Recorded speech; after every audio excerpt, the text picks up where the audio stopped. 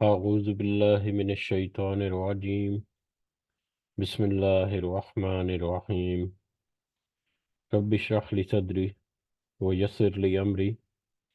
واحلل عقدة من لساني يفقه قولي. رب يسر ولا تعسر وتمم بالخير. اللهم لا سهل إلا ما جعلته سهلا وأنت تجعل الحزن إذا شئت سهلا. اللهم انفعنا بما علمتنا وعلمنا ما ينفعنا وزدنا علما. آمين يا رب العالمين. آج ہم انشاءاللہ اللہ کے خاص فضل و کرم سے، اس کی خاص رحمت اور توفیق سے ہم سورہ حامیم سجدہ یا سورہ فصلت کی آیت نمبر 33 سے آنورڈ اپنا سبق دیکھیں گے اور کچھ آیات کو سمجھنے کی کوشش کریں گے۔ سب سے پہلے ہم اسی کے حمد اور اسی کا شکر اور اسی کی تعریف کرتے ہیں جس نے ہمیں یہ وقت اور یہ مہلت عطا فرمائی، جس نے ہمیں یہ سہولیات، ہماری ضروریات، یہ ٹیکنالوجی اور یہ جو سارے وسائل اور بے شمار رزق اور انعام و اکرام ہمارے اوپر کیا، اور خاص کر جس نے ہمارے دلوں میں یہ ڈالا کہ ہم اس بابرکت کلام کو سمجھنے کی کوشش کریں۔ اللہ تعالیٰ سے دعا ہے کہ اس کوشش میں ہمیں استقامت نصیب فرمائے، اس کی صحیح سمجھ ہمیں عطا فرمائے، اس کے ذریعے سے اللہ تعالیٰ ہمیں اپنی اور اپنے ساتھیوں کی اصلاح کرنے کی توفیق عطا فرمائے، اور دنیا کے ساتھ ساتھ آخرت میں بھی کامیابی اور فلاح ہمارے شامل حال رکھے۔ آمین یا رب العالمین۔ اگلے سبق کو دیکھنے سے پہلے حسب روایت ہم اپنا پچھلا سبق جو ہے اس کا ترجمہ دہراتے ہیں ایک دفعہ۔ آیت نمبر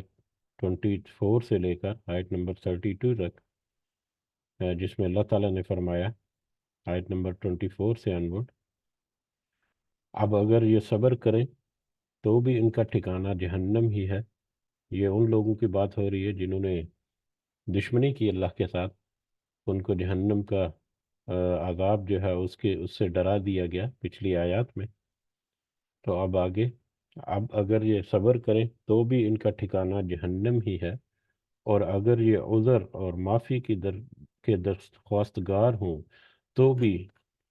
معذور یا معاف نہیں رکھے جائیں گے۔ ہم نے ان کے کچھ ہم نشین مقرر کر رکھے تھے جنہوں نے ان کے پچھلے اعمال ان کی نگاہوں میں خوبصورت بنا رکھے تھے، اور ان کے حق میں اللہ تعالیٰ کا قول ان امتوں کے ساتھ پورا ہوا جو ان سے پہلے جنوں انسانوں کی گزر چکی، یقیناً وہ ضیاءکار ثابت ہوئے۔ اور کافروں نے کہا، اس قرآن کو سنو ہی مت، اس کے بڑے جانے کے وقت اور بےہودہ گوئی شور شرابہ شروع کرو، کیا عجب کہ تم غالب آ جاؤ۔ پس یقیناً ہم ان کافروں کو سخت عذاب کا مزہ چکھائیں گے، اور انہیں ان کے بدترین اعمال کا بدلہ ضرور دیں گے۔ اللہ کے دشمنوں کی سزا یہی دوزخ کی آگ ہے جس میں ان کا ہمیشگی کا گھر ہے، یہ بدلہ ہے ہماری آیتوں سے انکار کرنے کا۔ اور کافر لوگ کہیں گے کہ اے ہمارے رب، ہمیں جنوں انسانوں کے وہ دونوں فریق دکھا جنہوں نے ہمیں گمراہ کیا، تاکہ ہم انہیں اپنے قدموں تلے ڈال دیں، تاکہ وہ جہنم میں سب سے نیچے عذاب میں ہو جائیں۔ واقعی جن لوگوں نے کہا کہ ہمارا پروردگار اللہ ہے، پھر اسی پر قائم رہے، ان کے پاس فرشتے یہ کہتے ہوئے آتے ہیں کہ تم کچھ بھی اندیشہ اور غم نہ کرو، بلکہ اس جنت کی بشارت سن لو جس کا وعدہ تم دیے گئے ہو، اور تمہاری دنیوی زندگی میں بھی ہم تمہارے ساتھ تمہارے رفیق تھے، اور آخرت میں بھی رہیں گے۔ جس چیز کو تمہارا جی چاہے اور جو کچھ تم مانگو، سب کچھ تمہارے لیے جنت میں موجود ہے۔ غفور اور رحیم معبود کی طرف سے یہ سب کچھ بطور مہمانی کے ہے۔ یہ ہمارا کل کا سبق تھا جس میں جہنم میں جانے والے لوگ، ان کے بارے میں تذکرہ کہ وہ اب چاہے وہ صبر کریں، چاہے وہ وہاں پر درخواست اور معافی عذر جو ہے وہ پیش کرتے رہیں۔ ان کا ٹھکانہ ایک دفعہ جب دنیا کی زندگی میں انہوں نے رجسٹر کلوز ہونے سے پہلے اپنا ٹھکانہ جو مقرر کیا تھا وہی ان کا ٹھکانہ ہے، اور اس کے برعکس جو اللہ کے اوپر ایمان لا کر اسی کے اوپر اسی کو رب مانتے ہوئے اسی کے راستے پر اپنے آپ کو استقامت پر رکھتے ہیں، تو پھر ان کے لیے جنت کی خوشخبری ہے۔ اور فرشتوں کے بارے میں بھی ہم نے دیکھا کہ فرشتے جو ہیں وہ دنیا میں بھی ان کے ساتھ اور آخرت میں بھی ان کے ساتھ منزل و بمنزل مختلف مواقع کے اوپر فرشتے جو ہیں وہ بھی ان کا ساتھ دیتے ہیں۔ بڑھتے ہیں آج کے ہمارا اگلا سبق جو ہے اس کی طرف۔ آج کا سبق ہمارا جو ہے وہ آیت نمبر 33 سے شروع ہو رہا ہے۔ اعوذ باللہ من الشیطان الرجیم۔ ومن احسن قولا،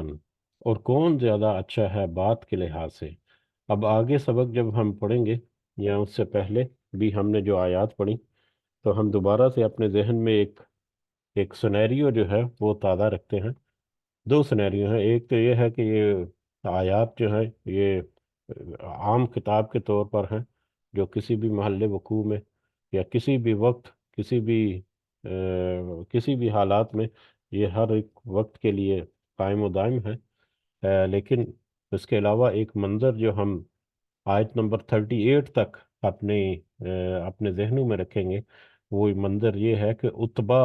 سامنے بیٹھا ہوا ہے نبی کریم صلی اللہ علیہ وسلم کے، اور اتبا کو نبی کریم صلی اللہ علیہ وسلم یہ آیات جو ہیں یہ تلاوت کر کے سنا رہے ہیں۔ اور پھر اس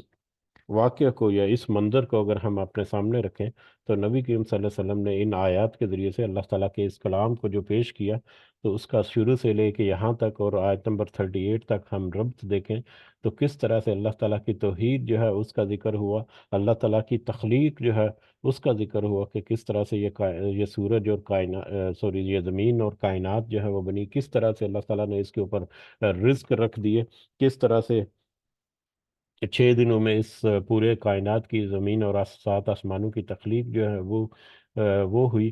اس کے اور اس اللہ کی پہچان جو ہے وہ مطلب مقصود ہے ان آیات کے ذریعے سے، لیکن اتنی واضح کھلی اور عام نشانیاں اور آیات اور مظاہر ہونے کے باوجود جن سے اللہ کو پہچانا جا سکتا ہے، اگر پھر بھی کوئی اس کا انکار کرتے ہیں اور روگردانی کرتے ہیں، تو اس کے بارے میں بھی کہ ان کے خواص خمسہ جو ہیں ان کے دیکھنے اور سننے اور اس کے جسم جو باقی ہیں وہ سارے اعضاء جو ہیں وہ اس کے خلاف بالآخر گواہی دیں گے، ایسے انسان کے خلاف جو کہ دنیا میں اللہ کے معاملے میں دشمنی کرتا رہا، لیکن اس کے برعکس جو اللہ کے بتائے ہوئے راستے پر ڈٹ گیا، تو پھر اللہ تعالیٰ اسے کیسے آخرت میں بھی آسودگی دیں گے، اس کا سارا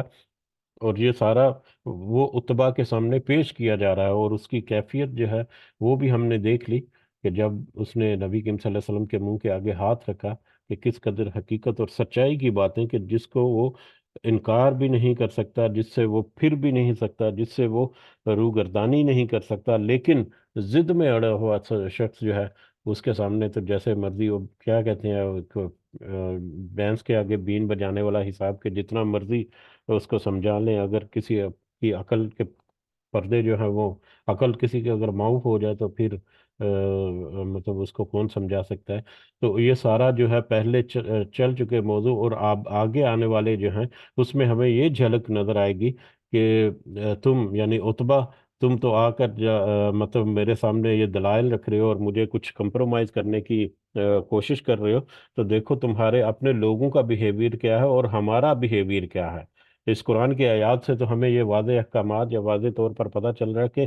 مسلمان جو ہے، جو اہل کتاب ہے، جو اپنے آپ کو اس کتاب کا وارث کہتا ہے یا جو اس ایمان کے دائرے میں داخل ہوتا ہے، اس کا رویہ کیا ہونا چاہیے، اس کا کردار کیا ہونا چاہیے، اس کے اقدار کیا ہونے چاہیے، اس کی ایک مختصر الفاظ میں ایک جھلک کچھ پہلو جو ہیں وہ اس کو ہمیں ملیں گے اگلی آیات میں۔ وہ بھی ہے اور اس کے ساتھ ساتھ یہ اس اتباع کو بھی کہ تم میرے پاس یہ جو پیغام لے کر آئے ہو تو تم سنو کہ ہمارا کردار اور ہمارا رویہ اور ہماری تعلیمات جو اللہ نے ہمیں دی ہیں، جو اللہ نے ہمیں سکھلائی ہیں، جو مطلب نبی کریم صلی اللہ علیہ وسلم کے حوالے سے، کہ میں نے ان مسلمانوں کو جو جو یہ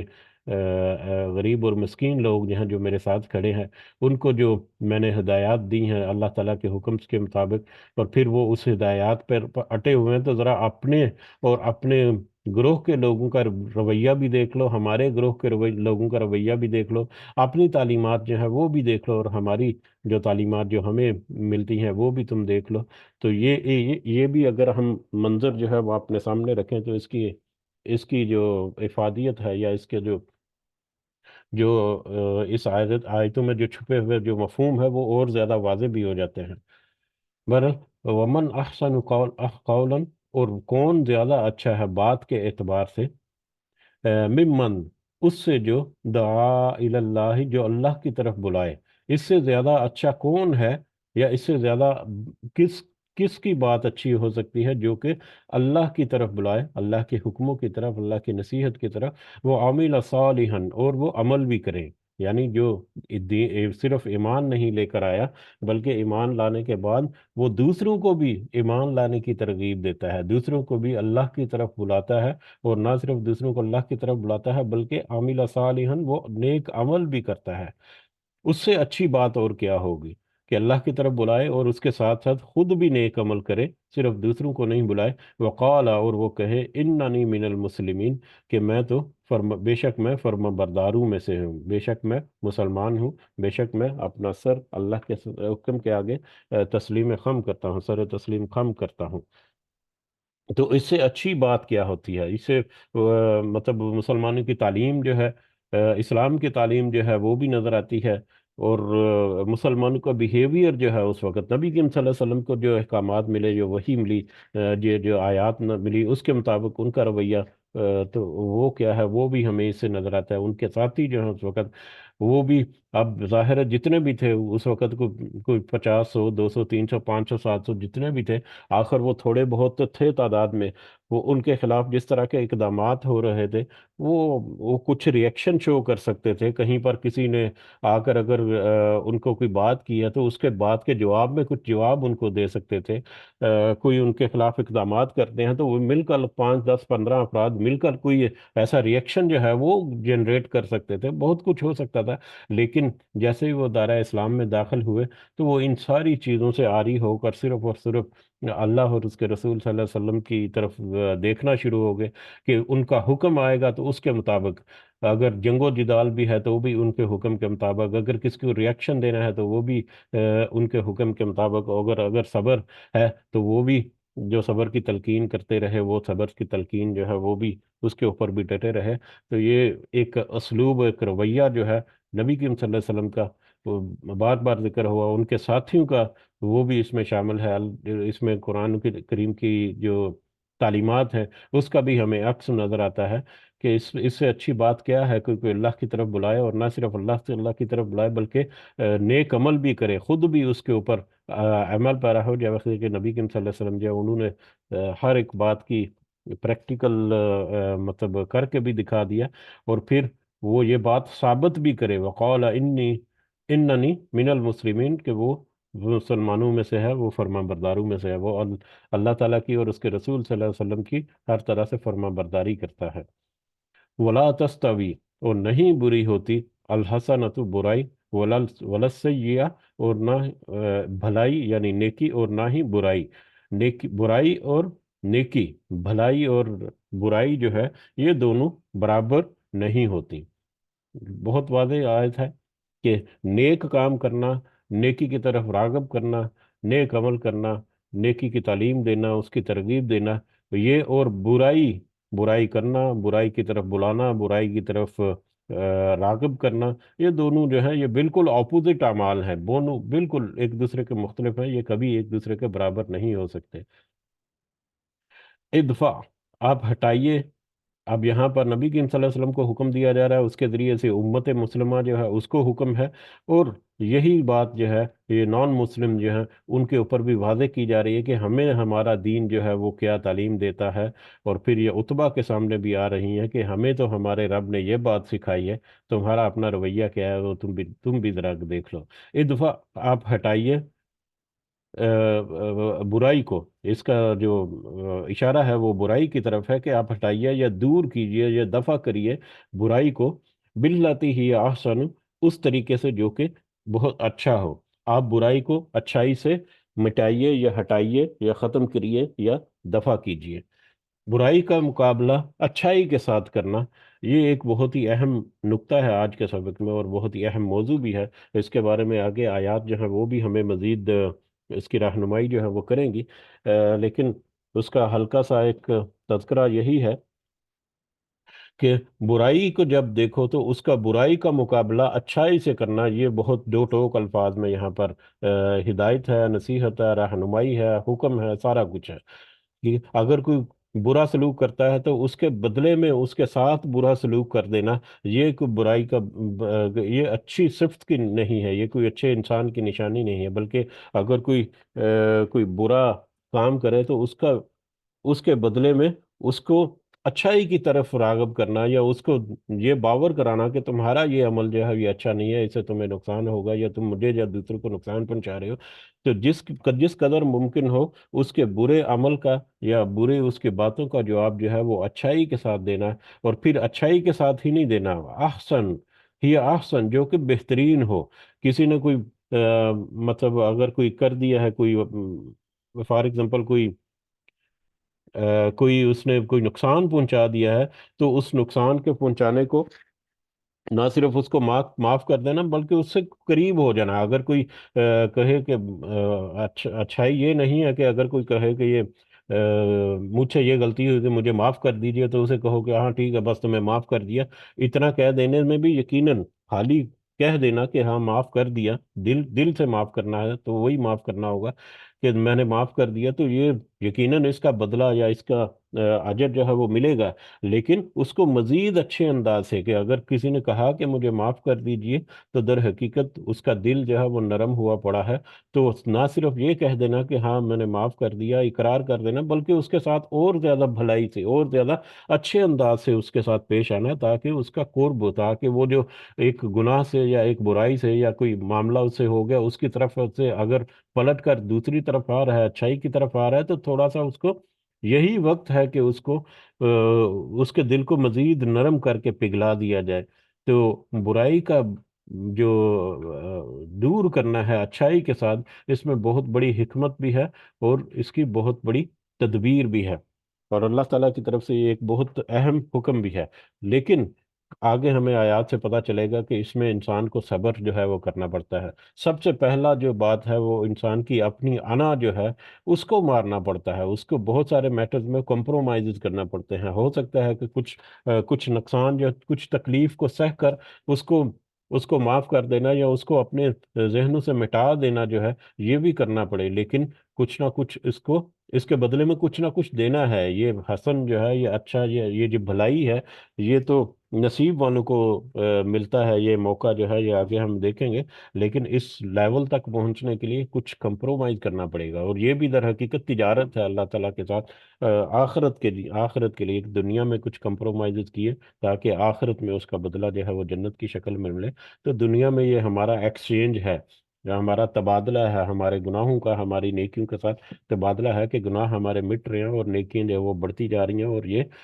کرنسی جو ہے ہمارا سیونگ اکاؤنٹ جو ہے اس میں اضافہ ہوتا جا رہا ہے۔ تو بہرحال بہت سارے مختلف انداز سے یہ آیت جو ہے یہ سمجھی جا سکتی ہے، بہت سارے مختلف پہلو بھی ہیں اس موضوع کے اوپر۔ آپ علماء کی جو بحث ہے یا علماء کی جو تعلیمات ہیں ان کو ضرور سنیں، تو بہت سارے اس میں ہمیں اضافی نقطے جو ہیں وہ ملتے ہیں اس میں۔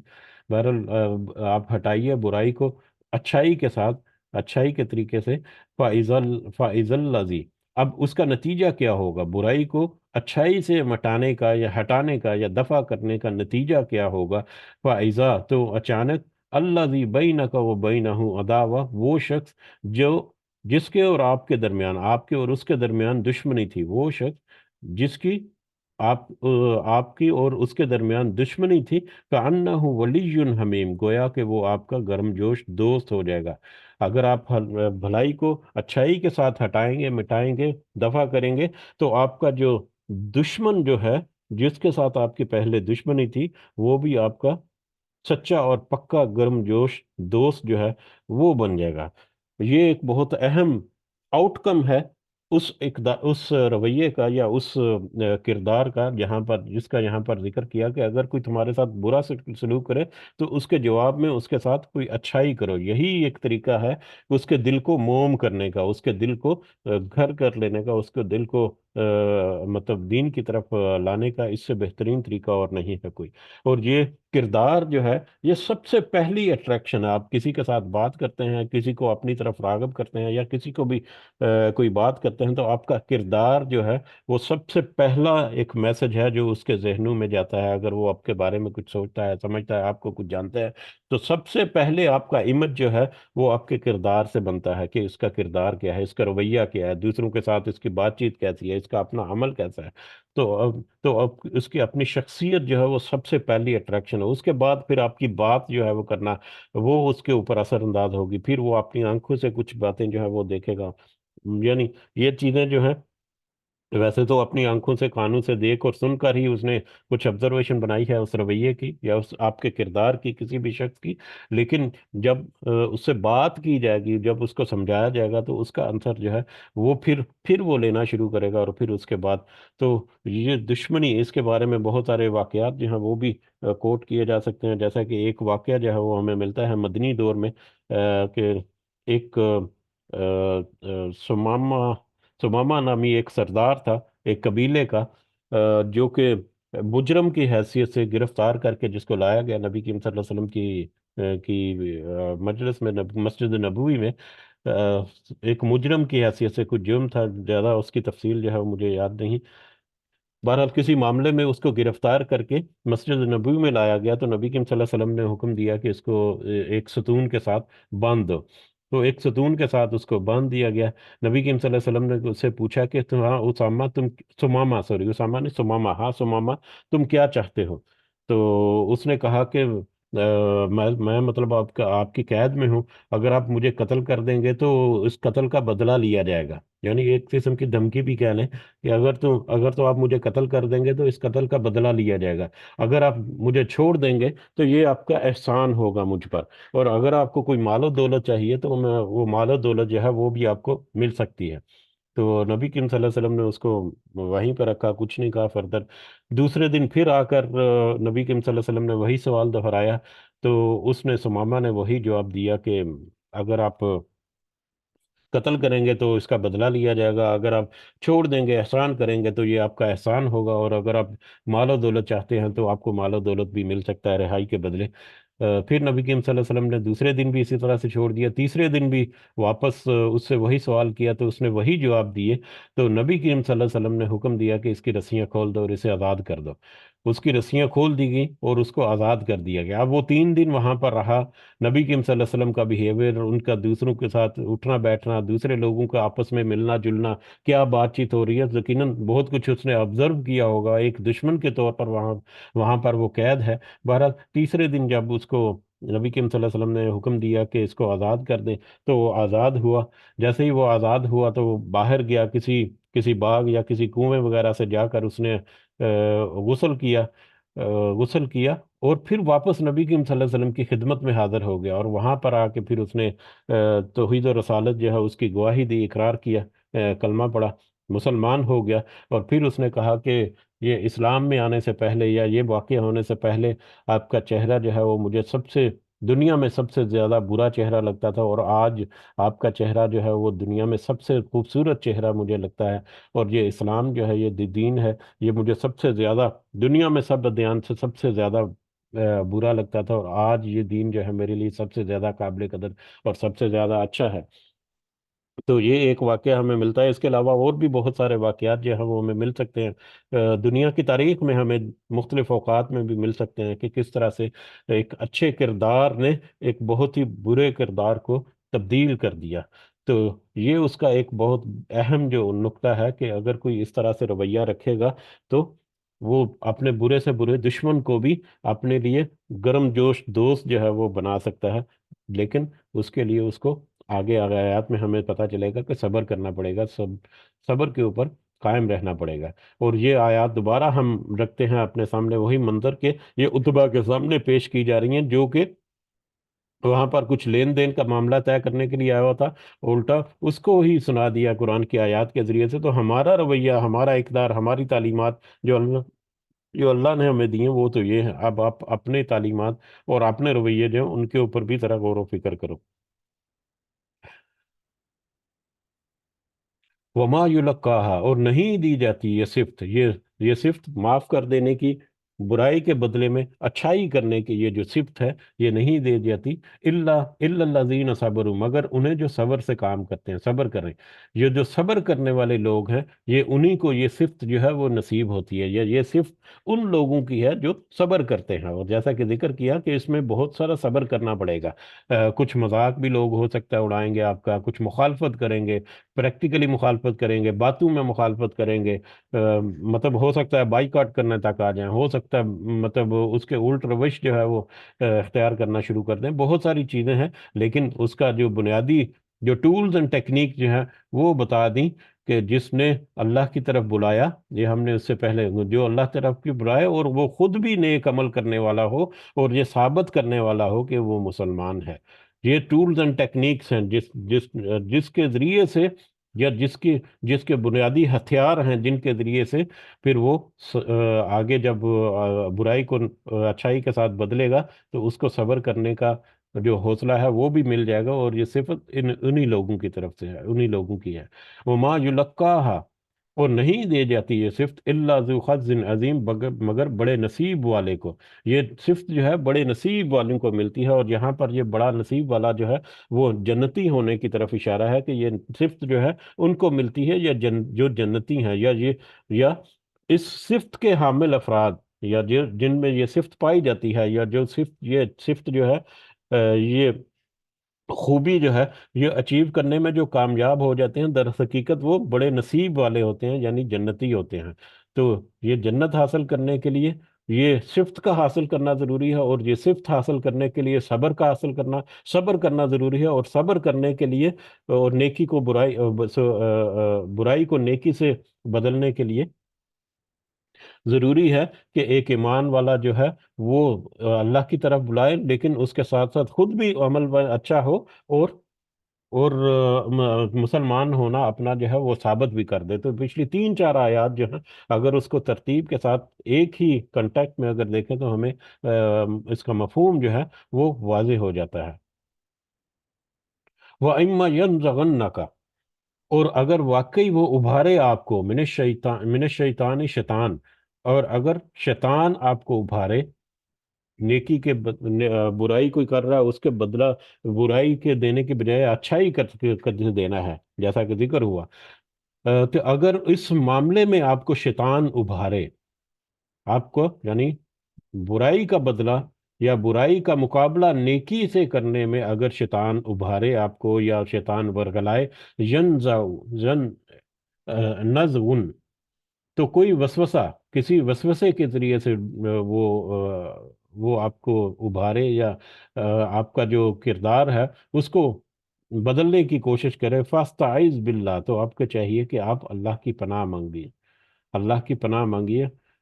یعنی اللہ کی پناہ مانگیے اس شیطان سے۔ انہ هو السمیع العلیم، بے شک وہ اللہ جو ہے وہ خوب سننے والا اور سب کچھ جاننے والا ہے۔ اب یہ بھی ایک اہم بہت موضوع ہے کہ جب اس طرح کے معاملات میں جب انسان گھرا ہوتا ہے تو شیطان جو ہے وہ بھی بہت کوشش کرتا ہے کہ کسی طرح سے اس بندے کو اس صبر کے راستے سے یا اس ایمان کے راستے سے یا اس اچھائی کے راستے سے بہلا پھسلا کر کسی طرح سے کو تھوڑا بہت جھکاؤ کر ہی دے کہ وہ دوسری طرف آ ہی جائے۔ وہ بہت حتی الامکان کوشش کرتا ہے، پوری کی پوری بھرپور کوشش کرتا ہے۔ تو ایسے معاملات میں جب بھی آپ کسی کو یہ ڈر ہو تو اس کو پھر اللہ کی پناہ جو ہے وہ طلب کرنی چاہیے، اور اللہ کی پناہ جو ہے وہ اس کا بہترین جو ہم کلمہ یا جو دعا جو ہے وہ ہمیں پتہ ہے، اعوذ باللہ من الشیطان الرجیم، شیطان کے مردود سے اللہ تعالیٰ کی پناہ حاصل کرنے کی بہترین جو اور بڑی کامن اور سب سے مشہور جو دعا ہے۔ تو یہ شیطان کے وسوسے جو ہیں وہ بھی انسان کو اس صبر کے راستے سے ہٹاتی ہیں، اس سے پیچھے کرتی ہیں، اور وہ پوری کوشش کرتا رہتا ہے اور ہمیشہ کوشش کرتا رہتا ہے۔ ضروری نہیں کہ برائی کے کام جو ہیں وہ انہیں کے ساتھ شیطان ہے، اچھے لوگوں کو بھی ساتھ شیطان لگا ہوا ہے، اور وہ ہر وقت یہ کوشش کرتا رہتا ہے کہ کسی بھی وقت کچھ بھی ہو لیکن کچھ نہ کچھ تو یہ کمپرومائز کرے اپنے دین پہ۔ جیسے کہ اس کے بارے میں ایک ایک واقعہ جو ہے وہ بھی ہمیں ملتا ہے۔ حضرت ابو بکر صدیق کو ایک شخص جو ہے وہ کوئی اول فول بکنا شروع کر دیا حضرت ابو بکر کے سامنے اس کو، اور نبی کریم صلی اللہ علیہ وسلم سے وہ بھی موجود تھے۔ نبی کریم صلی اللہ علیہ وسلم کی موجودگی میں ایک شخص جو ہے وہ حضرت ابو بکر رضی اللہ تعالیٰ عنہ کو کچھ گالیاں یا کچھ اول فول بکنا اس نے شروع کر دیا، اور وہ بکتا رہا۔ حضرت ابو بکر جو ہیں رضی اللہ تعالیٰ عنہ وہ خاموشی سے اس کی باتیں جو ہیں یا اس کے جو بھی القابات یا جو بھی وہ بک بک کر رہا تھا وہ سنتے رہے، اور نبی کریم صلی اللہ علیہ وسلم جو ہے وہ قریب موجود تھے، وہ مسکراتے رہے، وہ مسکرا رہے تھے۔ اب حضرت ابو بکر جو ہیں وہ کچھ تھوڑی دیر تک تو انہوں نے صبر کیا، لیکن جب ان کا صبر کا پیمانہ لبریز ہو گیا تو حضرت ابو بکر نے بھی دو چار سخت باتیں جو ہیں وہ جڑ دیں۔ اب گالی کا جواب یہ ضروری نہیں ہے کہ وہ اسی طرح سے گندے اور گالی سے بڑے الفاظ ہوں، لیکن سخت رویہ یا سخت الفاظ دوسرے بھی ہو سکتے ہیں۔ تو حضرت ابو بکر صدیق جو ہیں انہوں نے کچھ سخت الفاظ جو ہے نا وہ اس کو جڑ دیے، وہ اس گالی دینے والے کو۔ نبی کریم صلی اللہ علیہ وسلم جو کہ پہلے تو وہ مسکرا رہے تھے، لیکن جیسے ہی حضرت ابو بکر رضی اللہ تعالیٰ عنہ کے منہ سے وہ سخت الفاظ نکلے تو نبی کریم صلی اللہ علیہ وسلم ناراض ہوئے، اور نہ صرف ناراض ہوئے بلکہ وہاں سے اٹھ کر چل دیے۔ حضرت ابو بکر نے جب یہ سچویشن دیکھی تو وہ بھی نبی کریم صلی اللہ علیہ وسلم کے پیچھے ہو لیے، اور ان سے جا کر پوچھا کہ حضور، پہلے وہ مجھے یہ اول فول بک رہا تھا اور آپ مسکرا رہے تھے، اور جب میری طرف سے تھوڑا سا ریئیکشن ہوا تو آپ اس طرح سے مطلب ان کے چہرے سے ناراضگی کا اظہار ہو رہا تھا کہ آپ اس طرح سے ناراض ہو کر اٹھ گئے۔ تو نبی کریم صلی اللہ علیہ وسلم نے کہا کہ جب وہ شخص اول فول بک رہا تھا تو اس وقت تمہارے ساتھ ایک فرشتہ تھا جو اس کا جواب دے رہا تھا، جو اس کا جواب اس کو واپس لوٹا رہا تھا، لیکن جیسے ہی تم نے اپنا ریئیکشن دیا یا تم نے اپنے سخت الفاظ کہے تو وہ اس فرشتے کی جگہ شیطان نے لے لی، یعنی وہ شیطان فرشتہ وہاں سے چلا گیا اور شیطان وہاں پر آ گیا، آ کر کھڑا ہو گیا، اور شیطان جہاں پر شیطان ہوں وہاں پر میں نہیں رک سکتا۔ تو اس واقعے سے بھی ہمیں پتہ چلتا ہے کہ جب تک صبر کے اوپر انسان جو ہے وہ قائم رہتا ہے اس وقت تک اللہ تعالیٰ کی خاص مدد جو ہے وہ شامل حال رہتی ہے، اور فرشتے کی شکل میں۔ بلکہ یاد آ گیا کل بھی ایک موضوع جو ہے وہ چل رہا تھا کہ اس دنیا میں بھی کیا فرشتے جو ہیں وہ انسان کی مدد کرتے ہیں، جو اس بارے میں بھی تو آج یہ واقعہ جو ہے اس سے بھی ہمیں اندازہ ہو گیا کہ دیکھیں کس طرح سے فرشتے جو ہیں وہ دنیا میں ایک انسان کے ساتھ ہوتے ہیں یا دنیا میں اس کی مدد کر سکتے ہیں۔ تو اس واقعے سے ہمیں اس آیت کی ایک اور مطلب تصدیق جو ہے وہ بھی ملتی ہے۔ بہرحال دوسرا جو اس موضوع کے مطابق کہ جیسے ہی وہ صبر کا پیمانہ لبریز ہوتا ہے اور اپنے آپے سے جب وہ باہر ہوتا ہے تو شیطان جو ہے وہ اس کے پہلو میں آ کر کھڑا ہو جاتا ہے، اور شیطان اس کو اور بہکاتا ہے اور بہکاتا ہے اور بہکاتا ہے، حتیٰ کہ اس کی کوشش ہوتی ہے کہ وہ اس کو کسی گمراہی کے کسی گڑھے میں گاڑ ہی دے۔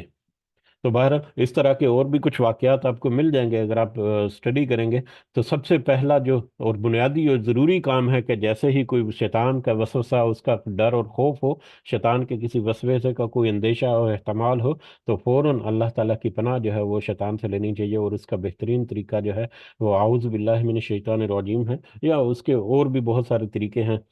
جو موقع اور محل کے اعتبار سے ہو سکتے ہیں۔ جیسے کہ کسی جابر اور ظالم حکمران کے سامنے اگر کھڑے ہیں تو اس کے لیے کچھ اور دعائیں ہیں، مطلب مختلف مواقع پر مختلف دعائیں ہیں، لیکن اللہ تعالیٰ کی شیطان سے پناہ جو ہے اللہ تعالیٰ کی، اس کے لیے بہترین جو ہے اعوذ باللہ من الشیطان الرجیم ہے۔ اور اعوذ باللہ من الشیطان الرجیم یا اس طرح کے کلمات یا کوئی بھی دعا ہے، چلتے چلتے اسی کے متعلقہ ایک چھوٹا سا اور بھی ایک کہہ لیں کہ اضافی نقطہ بھی ہے کہ یقین اور کامل یقین ہونا جو ہے یہ بہت ضروری ہے۔ اگر کوئی پکے یقین کے ساتھ اس طرح کی دعائیں کرتا ہے، یا خاص کر یہ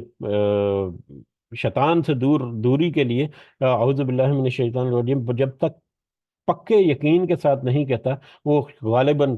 اس میں اتنا اثر نہیں آتا۔ اور پکا یقین کیسے ہوگا؟ سب سے پہلے تو اس آیت کے اوپر ہمیں یقین کرنا ہے کہ یہ آیت ہمارے لیے کیا ہے، ہمارے لیے کیا حیثیت رکھتی ہے یہ آیت، یا ہمارے لیے کیا اہمیت ہونی چاہیے اس آیت کی، یا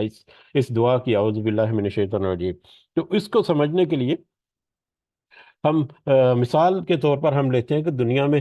مختلف جگہوں پر جائیں تو وہاں پر اپنے اپنے آپ کو بچانے کے لیے، اپنے بچاؤ کے لیے مختلف طرح کے ٹول جو ہیں وہ استعمال کیے جاتے ہیں۔ جیسے کسی کنسٹرکشن سائٹ میں جائیں، پاکستان میں عام جو گھر وار بنتے ہیں وہاں پر تو خیر اس طرح کا ماحول نہیں ہے، لیکن پاکستان میں جو بڑی بڑی کمپنیاں جو ہیں وہ جب کام کرتی ہیں یا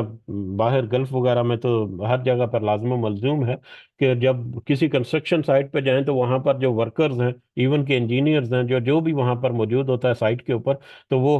ہیلمٹ وغیرہ پہنے ہوتے ہیں، انہوں نے اگر اونچائی پر کام کرنا ہے تو ہارنس وغیرہ پہنتے ہیں، بیلٹ وغیرہ لگاتے ہیں، جس سے اگر گرنے کا خطرہ ہو تو وہ نیچے نہ گر جائیں، اگر گر بھی جائیں تو محفوظ رہیں۔ یا سیفٹی شوز وہ پہنتے ہیں، بیسک پی پی ای جسے ہم کہتے ہیں، کہ اس میں ان کی یونیفارم ہوتا ہے، اس میں سیفٹی ویسٹ آتی ہے، ریفلیکٹیو ویسٹ بھی ہوتی ہے، اور اس میں ہارڈ ہیلمٹ ہوتا ہے، سیفٹی شوز ہوتا ہے۔ تو یہ ساری چیزیں پہنتے ہیں کس لیے؟ اس خطرے سے اپنے آپ کو بچانے کے لیے جو کسی بھی وقت ان کے آگے آ سکتا ہے۔ ٹھیک ہے؟ کوئی چلتے ہوئے کوئی کیل ان کا چبھ سکتا ہے، ضروری نہیں چبھے، کئی کئی سال تک لوگ جو ہیں وہ کسی بھی حادثے، کسی بھی قسم کے ضرر سے محفوظ رہتے ہیں، کوئی ان کو کچھ نہیں ہوتا، لیکن اس کے باوجود وہ اپنا پورا پی پی ای جو ہے، پورے اپنے سیفٹی جو ہے جو کورنگز ہیں، وہ اس کو پورا رکھتے ہیں اور ہمیشہ رکھتے ہیں۔ کہیں تو سر کے اوپر کوئی چیز نہ گر جائے آ کے، تو اس سے محفوظ رکھنے کے لیے ہارڈ ہیلمٹ پہنتے ہیں۔ اس کے علاوہ ہاسپٹل میں چلے جائیں تو وہ آپ کو انجیکشن وغیرہ لگانے کے لیے، یا کچھ معاملات میں آپ کو وہ ماسک بھی لگا لیں گے اور دستانے گلوز وغیرہ پہن لیں گے۔ بلکہ کووڈ میں ہم نے دیکھا کہ کووڈ میں کس طرح سے ایک پوری جو ہے کورنگ کٹ ہوتی تھی اس کے پاس، وہ جو نرس اور ڈاکٹر وغیرہ جو بھی اس کی ٹریٹمنٹ یا جو بھی چیکنگ وغیرہ کر رہا ہے، چاہے وہ اگلا بندہ جو ہے وہ کووڈ کا مریض ہے یا نہیں، کووڈ سے متاثرہ ہے یا نہیں، لیکن اس نے وہ کٹ جو ہے وہ ہمیشہ پہنی ہوتی تھی۔ وہ کٹ کیا تھی؟ آپ نے دیکھا ہوگا کہ پورا کا پورا سر سے لے کے پاؤں تک وہ پورے کا پورا کورڈ ہے، اور ایسا کورڈ ہے کہ اس کو کہیں سے ہوا بھی نہیں لگ سکتی۔ وہ کس چیز سے ڈر رہا ہے یا کس چیز کے خوف سے اس نے یہ کٹ پہنی ہوئی ہے؟ وہ ہے وہ وائرس، کووڈ کا وائرس، جس سے بچنے کے لیے اس نے وہ کٹ پہنی ہے۔ اب وہ وائرس جس کو اس نے نہ دیکھا، صرف اس کے بارے میں سنا، اگلے شخص کے پاس وہ ہے یا نہیں ہے، اس کو وہ لگے گا یا نہیں، لیکن اس کا ایک خوف تھا کہ یہ کووڈ مجھے نقصان پہنچا دے، یہ کووڈ وائرس جو ہے یہ مجھے نقصان پہنچائے گا، تو لہذا اس نقصان سے بچنے کے لیے اس نے پورا اہتمام کیا اپنے آپ کو بچانے کے لیے۔ اسی طرح سے ہمیں یہ اپنے ذہن میں رکھنا ہے کہ جب ہم اعوذ باللہ من الشیطان الرجیم پڑھتے ہیں تو ہمارے بیرون ایک پروٹیکشن کٹ بن جاتی ہے، ہم نے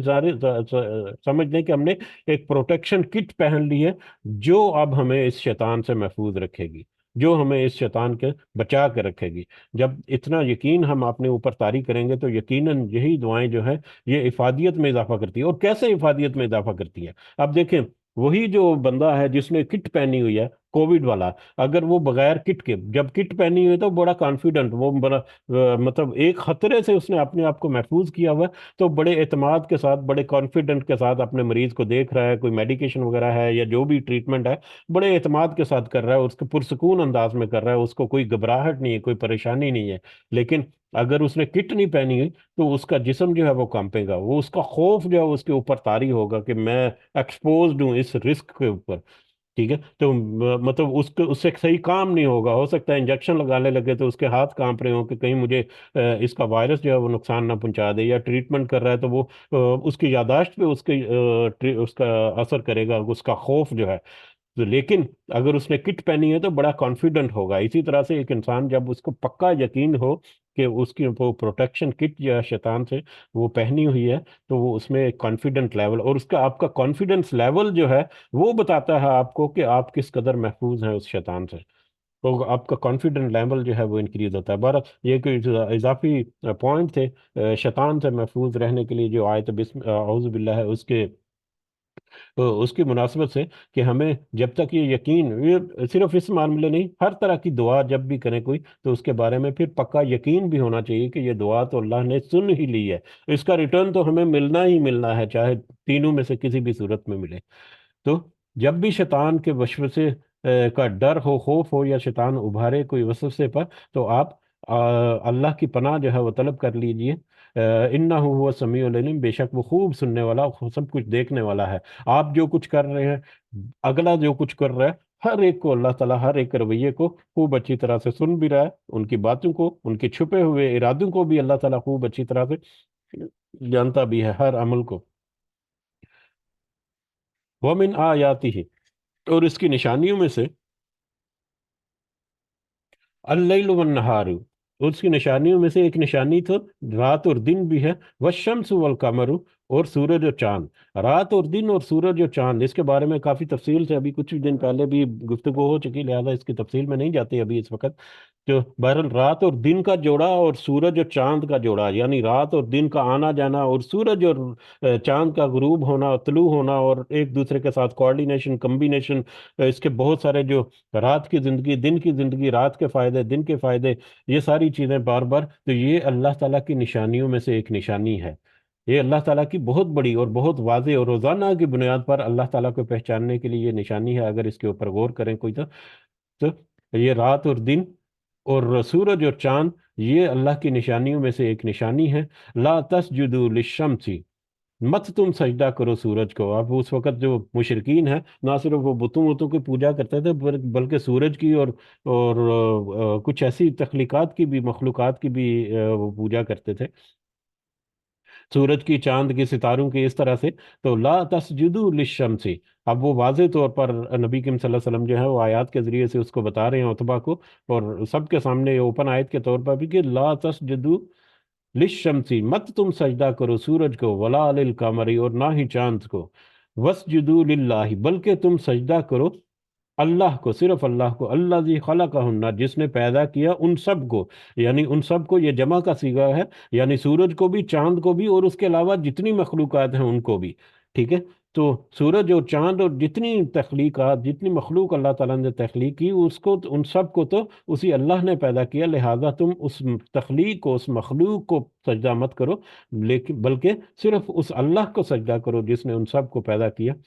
ان کنتم ایاہ تعبدون، اگر ہو تم صرف اسی کی عبادت کرتے، اگر تم صرف اسی کی عبادت کرتے ہو، تو تم اس کو سجدہ کرو۔ یعنی یہ بھی ایک ان کا ایک رویہ، یا ایک عقیدہ کہہ لیں، وہ یہ تھا کہ ہم اگر کوئی بتوں کو یا دوسروں کو پوجتے ہیں، تو در حقیقت ہم اللہ ہی کو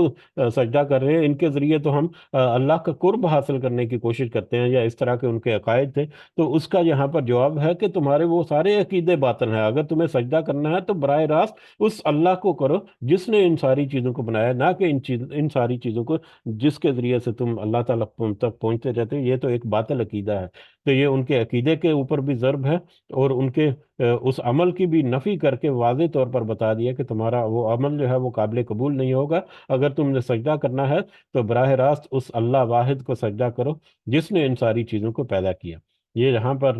یہ آیت سجدہ ہے، تو سجدے کے لیے چند سیکنڈ جو ہے وہ کریں سجدہ کے، اگر آپ کر سکتے ہیں تو ضرور کریں سجدہ۔ جزاکم اللہ خیر۔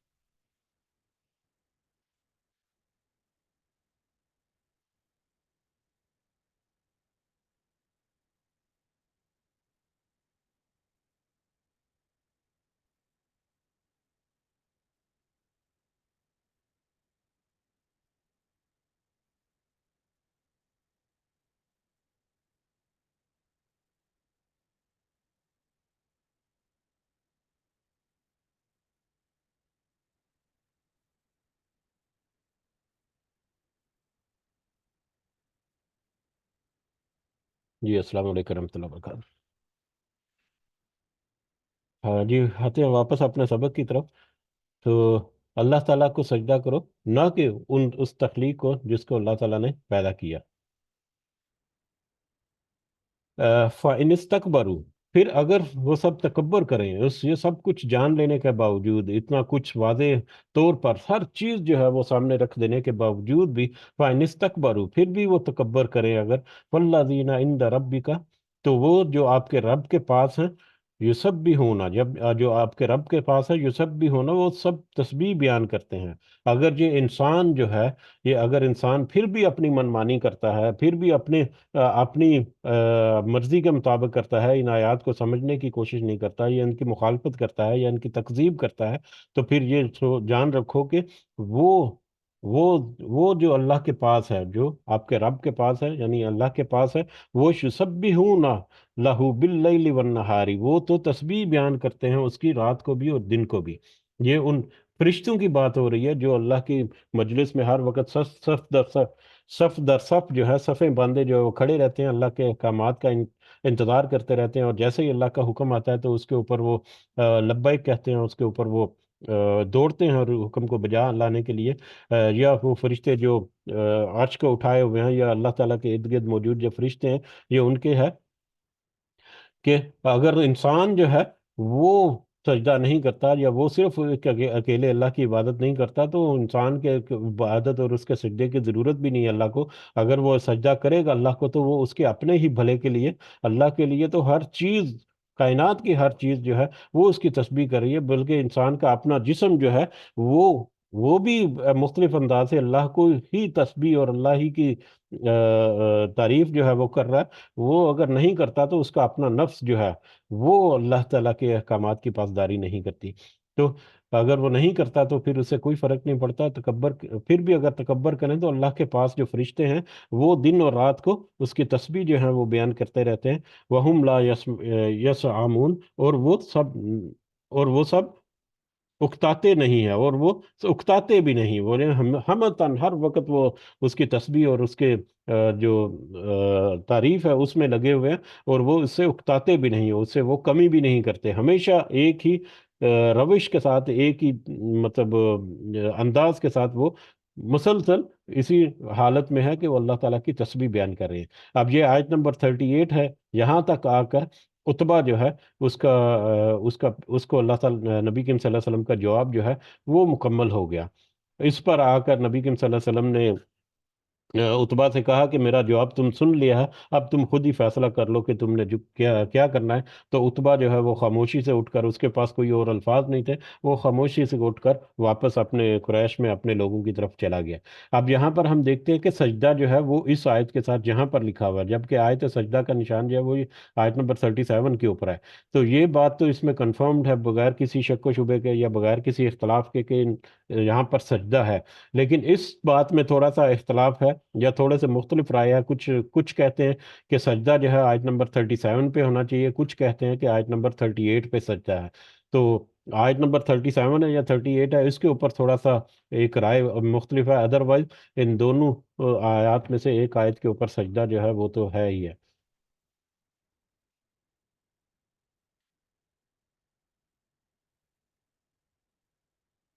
میرا خیال ہے رکتے ہیں یہاں پر ہی، یہاں پر ہی ابھی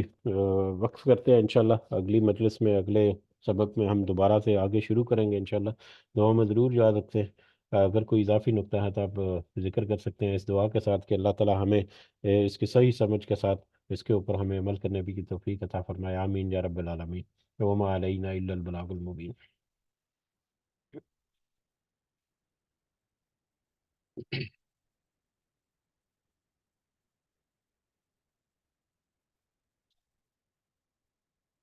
جی اجازت چاہتے ہیں پھر انشاءاللہ، دعا میں ضرور یاد رکھیں سب کو، اللہ تعالیٰ سب کا حامی و ناصر ہو، سب کے لیے آسانیاں پیدا السلام فرمائے۔ علیکم ورحمۃ اللہ وبرکاتہ۔ وعلیکم السلام ورحمۃ اللہ وبرکاتہ۔ میرے بھائی، مجھے اپنی دعاؤں میں خصوصی یاد رکھنا ہے کہ اللہ مجھے میرے مقصد میں کامیاب کرے۔ جیسے ہی میرا مقصد کامیاب ہو گیا تو پھر میں آپ کو خوشخبری سناؤں گی انشاءاللہ چلیں عز یہ و جل۔ خوشخبری مٹھائیوں کے ساتھ اسی گروپ میں سنائیں گی؟ انشاءاللہ انشاءاللہ۔ چلیں ضرور، اللہ تعالیٰ آپ سب کے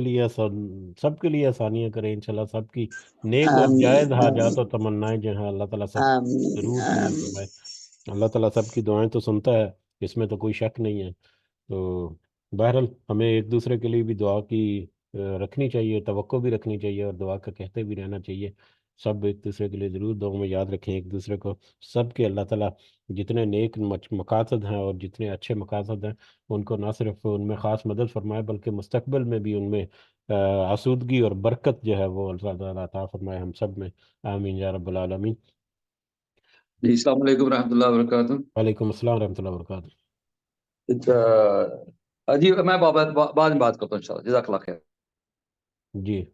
ठीक है, शफीक साहब शायद बिज़ी होंगे माशाल्लाह। इस वक्त वो अपनी जॉब पे हाज़िर हो चुके होते हैं, लेकिन हमारे साथ होते हैं। तो चलो इंशाल्लाह मजलिस के अख्ताम की तरफ जाते हैं। कल